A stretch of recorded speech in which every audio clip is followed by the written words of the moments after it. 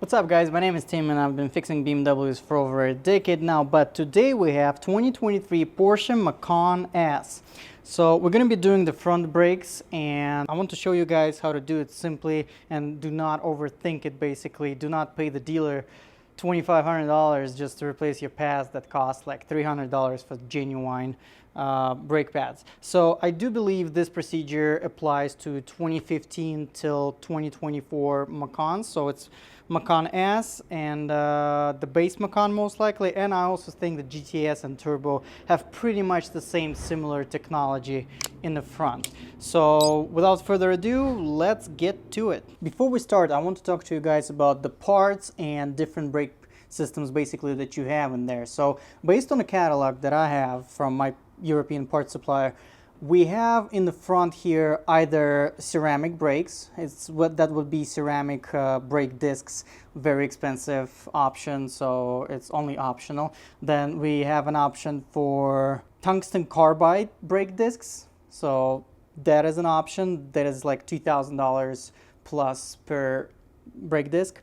And we have the regular normal brakes, steel brakes. So the funny thing is the brake pads for tungsten carbide brake discs and the regular ones are exactly the same but sold by different part numbers. So I definitely don't believe that there is any difference, because we have Porsche part number for Techstar for tungsten carbide brake pads and Techstar the same pads by the part number of the manufacturer, which is Techstar. They're sold by the same part number, but the Porsche's part number is different. So there is no difference at all. So I'm going to be using the ATE pads today. I've used them for all the BMWs, like the brake calipers. They're usually manufactured by ATE, so I have no problems installing those, and we'll put those on.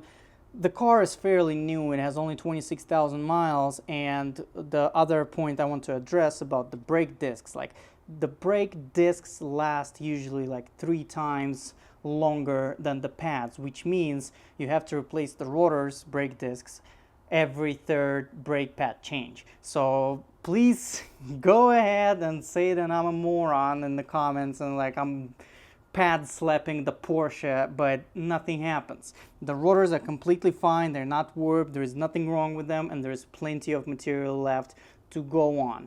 So nothing's happening. We can just replace the brake pads and be done with it. First thing we're going to do is jack up the car. You have 2 pads in the front right here, so exactly where this gap is. So this is the rubber pad. I'll put the jack in there. I'll do one wheel at a time because it has a cover at the bottom where with no direct, like I can't lift the front fully technically. So I'll just do that one wheel at a time as well as for the back. So jack it up and then take the wheel off. But before you jack it up, loosen the nuts. Those are 17 millimeters. Now, in order to replace the pads, all we gotta do is take those 2 bolts out. This is a 14 millimeter 12-point Torx, like triple Torx, I believe it's called. It's specific for Volkswagen, Audi, and the Porsches. So it fits perfectly fine in here and here. And then the whole caliper moves out of the way. But before we do that, I want to push the pads a little bit off the rotor, and for that I can use just a screwdriver, a little bit, slightly move it out of the way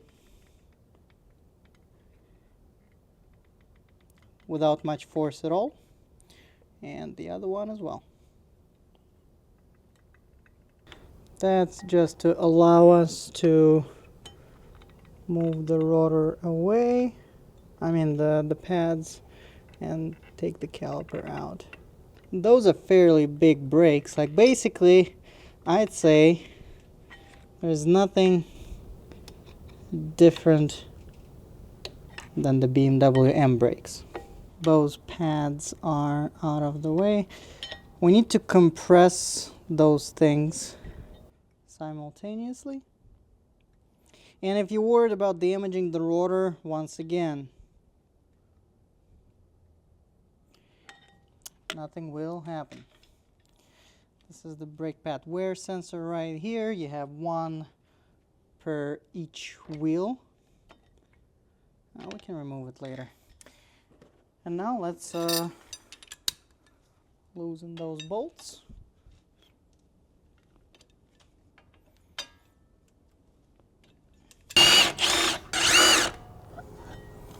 And there it is.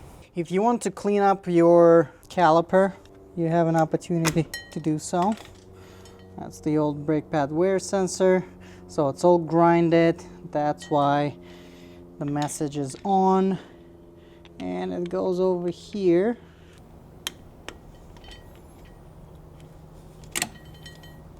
There we go. We still need to push, like one side is good, the other one is not. So I'll let the caliper be here, bring the parts. Now we have this side is fully pressed in, and those pistons are right here are still a little bit out. So what we can do is use the back handle of a screwdriver and push one against the other. All right, and using the same screwdriver, just remove those pads and those pads. We do have the pads right here, and we do have those shields. Technically, it's supposed to, well, as what I can see from the old pads, there's been some stuff applied to it, but on this one it's all gone. I believe they're going to be pressed harshly against. The trick is to push the pad down so it pushes those springs out on both ends and slide it on those pins. That's all it is. There we go. That's one. And before I install the second one, I'll put the sensor on.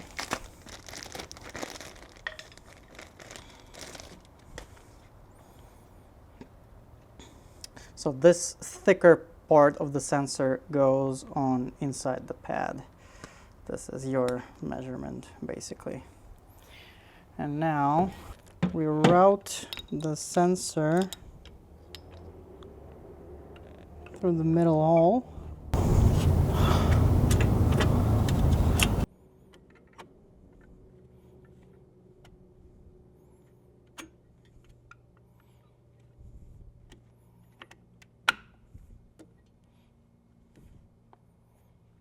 That's it. Let's flip it over. There we go. I put the sensor on the wrong pad. That happens.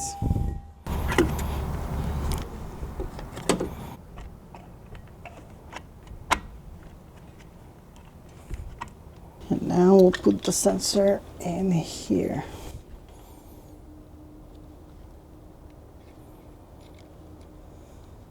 Of course, easier when the pad is out, but it's doable here as well.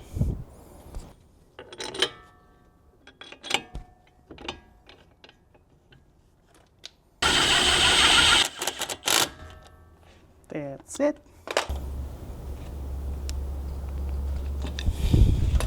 And now as for the sensor, as you can see, it goes all the way back here. So let's shoot from this side. As for the sensor, the connection is right here. So what we can do is just need to get it out of this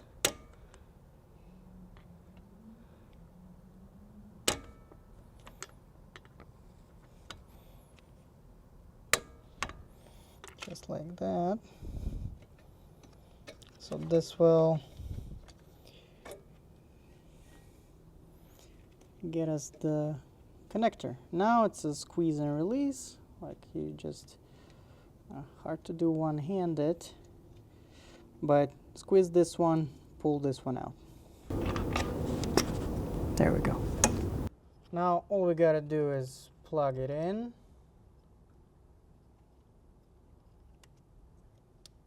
There we go. and install it back into the bracket and twist it so it sits where it's supposed to sit. And of course the top one goes over here. That's it. Let's put the wheel back. Now, since you made it this far and completed the job basically before you get all happy and start driving because you saved a couple $1,000s, very important thing, you need to pump the brakes like on any other car. Pump the brakes all the way down and back.